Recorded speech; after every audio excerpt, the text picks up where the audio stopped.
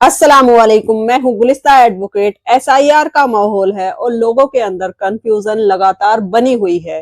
तो इस वीडियो के अंदर मैं बहुत सारे ऐसे कॉमन क्वेश्चन जो सबके लिए परेशानी का बाइस बने हुए हैं उनको क्लियर करने वाली हूँ। जिसमें सबसे पहले मैं ये क्लियर करूंगी इस वीडियो के अंदर कि ऐसे कौन लोग हैं जिनको हेयरिंग या सुनवाई पर बुलाया जा रहा है। एसआईआर प्रोसीजर के अंदर कोई पुलिस वाला आपके घर आएगा या नहीं आएगा। एसआईआर के अंदर किन लोगों को नोटिस दिया जाता है और किन लोगों को नोटिस नहीं दिया जाता है, और अगर आपको किसी वजह से नोटिस दे दिया जाता है, आपके पास नोटिस आ जाता है, तो फिर आपको क्या करना है। तो चलिए शुरू करते हैं इन कंफ्यूजिंग सवालों के जवाब ताकि आपको क्लियरिटी हो सके। तो सबसे पहले एसआईआर के अंदर किन लोगों को हेयरिंग पर बुलाया जाएगा। तो देखिए, एसआईआर स्पेशल इंटेंसिव रिवीजन के अंदर ऐसा कोई प्रोसीजर नहीं है जिसके अंदर आपको कोर्ट के अंदर हेयरिंग पर बुलाया जाए। एसआईआर कोई कोर्ट केस नहीं है, कोई ट्रिब्यूनल केस नहीं है। ये इलेक्शन कमीशन ऑफ इंडिया का एडमिनिस्ट्रेटिव पावर है या काम है, इसलिए इसके अंदर जज, वकील, क्रॉस क्वेश्चनिंग कुछ भी नहीं होता है। तो फिर इसीलिए ही हेयरिंग का तो सवाल पैदा ही नहीं होता है। फिर सवाल ये है कि लोग हेयरिंग शब्द का इस्तेमाल क्यों कर रहे हैं, ऐसा क्यों बोल रहे हैं कि आपको हेयरिंग या सुनवाई पर बुलाया जाएगा। तो देखिए, असली जो कंफ्यूजन है वो यहाँ से शुरू होता है कि आपका जो बूथ लेवल ऑफिसर यानी कि बीएलओ है वो आपसे कुछ क्लियरिफिकेशन मांग सकता है। जैसे कि उसके द्वारा ये कहा जा सकता है कि आप ये डॉक्यूमेंट्स ला दो, अपना नाम क्लियर करो, अपनी डेट ऑफ बर्थ क्लियर करो या अपना एड्रेस क्लियर करो। और जब बूथ लेवल ऑफिसर के द्वारा उसके कैंप पर या कोई ऐसे ऑफिस के अंदर आपको बुलाया जाता है जहां आपको क्लियरिफिकेशन देना होता है, तो लोग कहते हैं कि आपको हेयरिंग पर बुलाया गया है। तो बीएलओ आपको किसी ऑफिस पर बुला सकता है, किसी कैंप पर बुला सकता है, और उसका मकसद सिर्फ इतना सा होता है कि वो सिर्फ आपके डॉक्यूमेंट्स को वेरीफाई कर सके। इसका मतलब कोई रिकॉर्ड एविडेंस नहीं होता है, कोई हेयरिंग नहीं होता है, कोई इंक्वायरी भी नहीं होता है। इसका मतलब सिर्फ वेरिफिकेशन के लिए मीटिंग करना होता है, कोई हेयरिंग नहीं होती है। तो सवाल यह है, फिर हेयरिंग कब की जाती है। तो देखिए, सिर्फ इन केसों के अंदर जो कि एसआईआर नहीं होते हैं, जैसे कि वोटर लिस्ट से नाम डिलीट हो जाने के बाद कोई पिटीशन फाइल कर देना, जैसे कि वोटर लिस्ट से नाम डिलीट हो जाने के बाद कोई ऑब्जेक्शन आ जाना, कोई इलेक्शन पिटीशन दायर करना, कोर्ट या हाई कोर्ट के अंदर कोई मैटर पेंडिंग होना। ये सारी चीजें जो है वो एसआईआर लीगल स्टेज होती है, जो कि एसआईआर हो जाने के बाद लागू होती है। ये एसआईआर के प्रोसीजर के दौरान उसका हिस्सा नहीं है। तो इम्पोर्टेंट बात याद रखने वाली यही है कि एसआईआर में हेयरिंग नहीं होती है, इसके अंदर आपकी अरेस्ट या इंक्वायरी भी नहीं होती है। इसका प्रोसीजर बिल्कुल सिंपल है। आप फॉर्म भरिए, बीएलओ आपके फॉर्म को वेरीफाई करता है, उसकी वेरिफिकेशन करता है। करेक्शन, इंक्लूजन, डिलीटेशन और डिस्कशन, बस यही सब होता है। तो एसआईआर में हेयरिंग नहीं होती है, सिर्फ वेरिफिकेशन होता है। अब बात करते हैं कि एसआईआर के दौरान क्या कोई पुलिस वाला आपके घर आ सकता है। तो देखिए, एसआईआर के अंदर किसी को हेयरिंग पर बुलाया जाएगा या कोई पुलिस वाला आपके घर आएगा, इसका क्लियर और सीधा सा जवाब है एसआईआर के अंदर पुलिस वालों का घर आना सच नहीं है। एसआईआर के अंदर पुलिस का कोई भी रोल नहीं होता है। SIR election commission of India का एक एडमिनिस्ट्रेटिव प्रोसेस है और इसका जो काम करता है वो करता है BLO, booth level officer. Police, law and order, crime, ये सब काम नहीं होते हैं, क्योंकि एसआईआर सिर्फ वोटर की लिस्ट को वेरिफिकेशन करता है। दोनों का ही एसआईआर से कोई भी डायरेक्ट कनेक्शन नहीं है। अब फिर से वही सवाल कि लोग पुलिस का नाम क्यों ले रहे हैं। देखिए, इसके जो मेन 3 रीजन है वो कुछ इस तरीके से हैं। जैसे कि कभी कभी बीएलओ को ही पुलिस समझ लिया जाता है, क्योंकि बीएलओ जो है वो साधारण कपड़ों में होते हैं, अपनी आईडी दिखाते हैं और गांव मोहल्लों में जाकर पूछताछ करते हैं।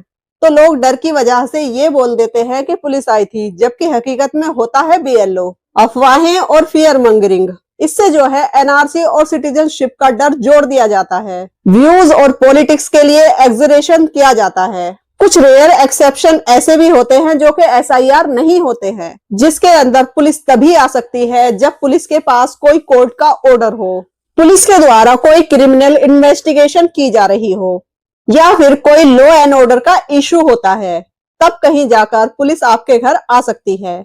लेकिन ये जो है वो एसआईआर से रिलेटेड नहीं होता है। तो एसआईआर के अंदर घर कौन आ सकता है। तो एसआईआर के अंदर घर आ सकता है बीएलओ। बीएलओ क्या करता है? आपका नाम लेता है, आपकी एज पूछता है और आपका एड्रेस वेरीफाई करता है, आपके डॉक्यूमेंट्स देखता है और कभी कभी अपने ऑफिस या कैंप आने के लिए भी बोलता है। ये एक रूटीन वेरिफिकेशन है, कोई इंक्वायरी नहीं है, कोई रेड नहीं है। तो इम्पोर्टेंट बात याद रखिए, एसआईआर में हेयरिंग नहीं होती है, कोई पुलिस वाला आपके घर नहीं आता है। एसआईआर के अंदर अरेस्ट, डिटेंशन या इंक्वायरी नहीं होती है। पहले फॉर्म भरा जाता है, फिर वेरिफिकेशन होती है और फिर उसके बाद करेक्शन या क्लियरिफिकेशन होता है। तो सच यही है कि एसआईआर वोटर लिस्ट का काम बीएलओ करता है, कोई पुलिस वाला नहीं करता है। अब बात करते हैं कि एसआईआर के अंदर किन लोगों को नोटिस आएगा। देखिए, स्पेशल इंटेंसिव रिवीजन के अंदर हर किसी को नोटिस नहीं दिया जाता है, लेकिन कुछ स्पेसिफिक केस होते हैं जिनके अंदर नोटिस इशू किया जाता है। तो उन केसों के अंदर सबसे पहले तो वही है जिनका वोटर ड्राफ्ट लिस्ट के अंदर से नाम हटा दिया जाता है, डिलीट कर दिया जाता है। और अगर उनका रीजन कुछ इस तरीके से दिया गया हो, जैसे कि उनकी एज या उनके नाम में कोई करेक्शन, सिटीजनशिप पर डाउट होना या उनकी कोई डुप्लीकेट एंट्री होना, ऐसे लोगों को ऑब्जेक्शन मिल सकता है, नोटिस दिया जा सकता है। नंबर 2 पर जिन लोगों की आइडेंटिटी या फिर सिटीजनशिप पर शक होता है, जैसे कि आपका बर्थ प्लेस क्लियर नहीं होना, आपके पेरेंट्स के जो डॉक्यूमेंट्स हैं वो मिसमैच होना, नाम, डेट ऑफ बर्थ और एड्रेस के अंदर सीरियस डिफरेंस होना, इन केसों के अंदर जो है वो क्लियरिफिकेशन के लिए नोटिस दिया जा सकता है। नंबर 3 पर डुप्लीकेट ईपीआईसी नंबर होना या फिर वो लोग जिनकी मल्टीपल एंट्रीज होती है, एक ही पर्सन का नाम 2 जगह होना या फिर उनके नाम से ईपीआईसी नंबर या उनका वोटर आईडी एक ही नाम से 2 जगह इशू होना, ऐसे केसेस के अंदर बीएलओ या ईआरओ उनको नोटिस दे सकता है और उनसे क्लियरिफिकेशन मांग सकता है। नंबर 4 पर फॉर्म नंबर 6, फॉर्म नंबर 7 और फॉर्म नंबर 8 के बाद ऑब्जेक्शन आ जाना, मतलब अगर आपने इन फॉर्म के द्वारा एप्लीकेशन रेज की है तो उसके अंदर आपका ऑब्जेक्शन आ जाना, तब इस केस के अंदर भी आपको हेयरिंग या नोटिस दिया जा सकता है, तो आपको बुलाया जा सकता है। नंबर 5 पर जिनका फॉरेनर लिंक होता है या वो वोटर जो डाउटफुल केसेस के अंदर आते हैं। देखिए, ऐसे बहुत ही रेयर केसेस होते हैं जिनके अंदर ये सिचुएशन आती है।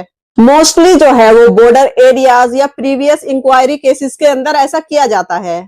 अब बात कर लेते हैं कि किन लोगों को नोटिस नहीं आता है। तो देखिए, ऐसे लोग जिन लोगों का नाम ऑलरेडी ही वोटर लिस्ट के अंदर शामिल है, उनके डॉक्यूमेंट्स जो है क्लियर है, कोई मिसमैचिंग नहीं है, कोई भी ऑब्जेक्शन उनके एप्लीकेशन फॉर्म के अंदर रेज नहीं हुआ है, नॉर्मल सा करेक्शन है जैसे कि एड्रेस या स्पेलिंग वगैरह का, तो इन लोगों को नोटिस नहीं दिया जाता है। तो इम्पोर्टेंट सच, पुलिस कभी भी आपके घर डायरेक्ट नहीं आती है, आपको जो है वो कोर्ट नोटिस ऑटोमेटिकली ही नहीं दिया जाता है। पहले इलेक्शन ऑफिसर बीएलओ अपने लेवल पर ही इसको क्लियर करता है। एसआईआर के अंदर उन लोगों को ही नोटिस दिया जाता है जहां डाउट हो, लेकिन ये हर एक एसआईआर वोटर के लिए नहीं है। तो अब बात करते हैं कि अगर एसआईआर के अंदर आपको नोटिस आ जाता है तो फिर आपको क्या करना है। तो सबसे पहले तो एसआईआर का अगर नोटिस आ जाता है तो आपको घबराने की जरूरत नहीं है, बल्कि इन कामों को करने की जरूरत है, जिसके अंदर पहले नंबर पर है, सबसे पहले आपको नोटिस को जो है वो ध्यान से पढ़ना है। ये देखना है कि नोटिस के अंदर क्या लिखा हुआ है, आपसे किस बात पर क्लेरिफिकेशन मांगा जा रहा है, जैसे कि आपके नाम पर, आपकी एज पर, आपके एड्रेस पर, आपके रिलेशन पर, आपकी डुप्लीकेट एंट्री पर, या फिर इसके अलावा कोई और रीजन जो आपसे मांगा जा रहा है। फिर आप देखिए कि आपसे कौन सा डॉक्यूमेंट्स मांगा गया है, नोटिस की लास्ट डेट क्या है, उसका टाइम क्या है, और इसके लिए आपको कहां पर प्रेजेंट होना है, बीएलओ ऑफिस में, ईआरओ ऑफिस में या कहीं और जहां उस नोटिस के अंदर लिखा हो। 90% केसेस के अंदर जो है ये नोटिस सिर्फ डॉक्यूमेंट्स को क्लियर करने के लिए ही दिया जाता है। नोटिस का मतलब ये नहीं होता है कि आपको अरेस्ट किया जाएगा, आपसे कोई पुलिस की इंक्वायरी की जाएगी, आपको कोर्ट हियरिंग पर बुलाया जाएगा, या फिर आपकी सिटीजनशिप का कैंसिल होने का ऑर्डर दिया जा रहा है, क्योंकि ये एडमिनिस्ट्रेटिव वेरिफिकेशन है, कोई पनिशमेंट नहीं है। अब जो डॉक्यूमेंट्स हैं जो आपसे मांगे गए हैं उनको रेडी रखिए। कॉमनली जो डॉक्यूमेंट्स मांगे जाते हैं वो कुछ इस तरीके से है, जैसे ईआईपीसी नंबर जो वोटर आईडी वगैरह का होता है, Aadhaar card, ration card, birth proof, school record वगैरह, एड्रेस प्रूफ, रिलेशनशिप प्रूफ जैसे कि मदर का, फादर का या हस्बैंड का प्रूफ मांगा जाता है, और हस्बैंड और वाइफ के रिलेशन के अंदर जो ज्यादातर काम आता है वो है आपका मैरिज रजिस्ट्रेशन। आपको इन सभी डॉक्यूमेंट्स को ओरिजिनली दिखाना होता है और इसकी फोटोकॉपी भी आप अपने पास रखिए ताकि जरूरत पड़ने पर आप उनको दे सकें। अब बात यह है कि अगर आपके पास एग्जैक्ट डॉक्यूमेंट्स नहीं होते हैं तो आप क्या करें। अगर आपके पास एग्जैक्ट डॉक्यूमेंट नहीं है तो आप इसका अल्टरनेटिव ऑप्शन दे सकते हैं। फॉर एग्जाम्पल बर्थ सर्टिफिकेट नहीं है तो स्कूल का कोई रिकॉर्ड या फिर इसके साथ एफिडेविट लगा सकते हैं। ओल्ड एड्रेस प्रूफ नहीं है तो राशन कार्ड या बिजली का बिल भी लगा सकते हैं। नाम स्पेलिंग का इशू है तो इसके लिए आप सपोर्टिंग एविडेंस या एफिडेविट भी दे सकते हैं। ब्लैंक या खाली छोड़ना ये सबसे बड़ी गलती है। आपके पास जो डॉक्यूमेंट्स अवेलेबल है आप उनको जरूर अटैच कीजिए, उनको उसके साथ लगा दीजिए। टाइम पर बीएलओ ऑफिस के अंदर प्रेजेंट जरूर हो जाइए।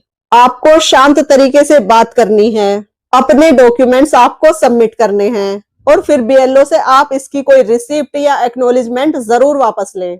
ज्यादा बोलना, लड़ना या पैनिक करना ये सब अवॉइड कीजिए।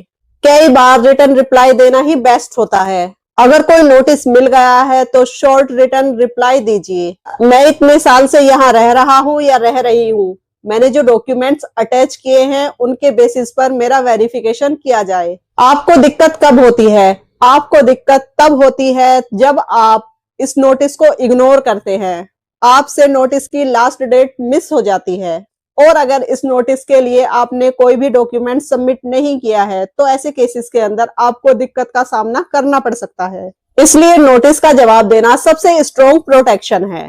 एक लाइन का गोल्डन रूल, नोटिस आना कोई प्रॉब्लम नहीं है लेकिन नोटिस के आने के बाद उसका जवाब न देना ये प्रॉब्लम है। तो एसआईआर में आमतौर पर हेयरिंग नहीं होती है, ना ही कोई पुलिस आपके घर आती है। एसआईआर एक एडमिनिस्ट्रेटिव प्रोसेस है, ये कोई कोर्ट हेयरिंग नहीं है। आप फॉर्म नंबर 6 भरें और उसके बाद अपना करेक्शन फॉर्म भी दे सकते हैं। बीएलओ डॉक्यूमेंट्स वेरीफाई करता है। अगर कुछ डाउट होता है तो नोटिस या क्लेरिफिकेशन मांगा जा सकता है, लेकिन कोर्ट टाइप हेयरिंग नहीं होती है।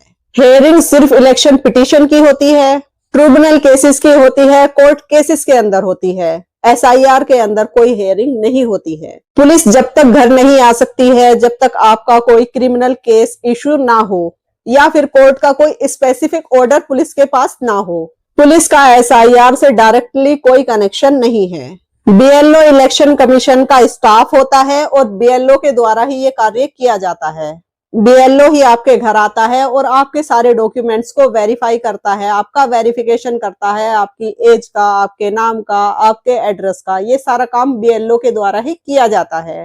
तो आपको दिक्कत तभी हो सकती है तब आपके पास कोई भी डॉक्यूमेंट्स ना हो, आपने कोई गलत इंफॉर्मेशन सबमिट की हो या फिर आपने नोटिस का जवाब ना दिया हो। ऐसे केसेस के अंदर भी पहले आपको नोटिस दिया जाता है, फिर आपको अपॉर्चुनिटी दी जाती है इन सारी चीजों को क्लियर करने के लिए। इसके अंदर भी डायरेक्ट पुलिस का इन्वॉल्वमेंट नहीं होता है। तो एसआईआर वेरिफिकेशन प्रोसेस है, कोर्ट अलग है और पुलिस अलग है। इन तीनों को मिक्स करके लोगों को डराया जा रहा है जबकि लीगल रियलिटी अलग ही है। तो आई होप इस वीडियो से आज के सभी सवालों के क्लियर जवाब मैंने दे दिए होंगे और अगर उसके बाद भी आपका कोई सवाल है, आपको कोई कंफ्यूजन है तो आप हमें कमेंट सेक्शन में पूछ सकते हैं और अगर आपका कोई सवाल नहीं भी है तो भी हमें कमेंट करके ये बताएं कि ये वीडियो आपके लिए कितनी यूजफुल है और ये वीडियो आपको पसंद आई है या नहीं आई है। तो वीडियो को लाइक करें, शेयर करें। बाकी आपके सवालों पर मैं नेक्स्ट वीडियो लाती रहूंगी। तो सवाल करते रहिए और जुड़े रहिए हमारे चैनल से टू ऑल क्लियरिफिकेशन। बाकी मैं मिलती हूँ आपसे नेक्स्ट वीडियो के अंदर, तब तक आप अपना बहुत सारा ख्याल रखिएगा। Thanks for watching, have a good day.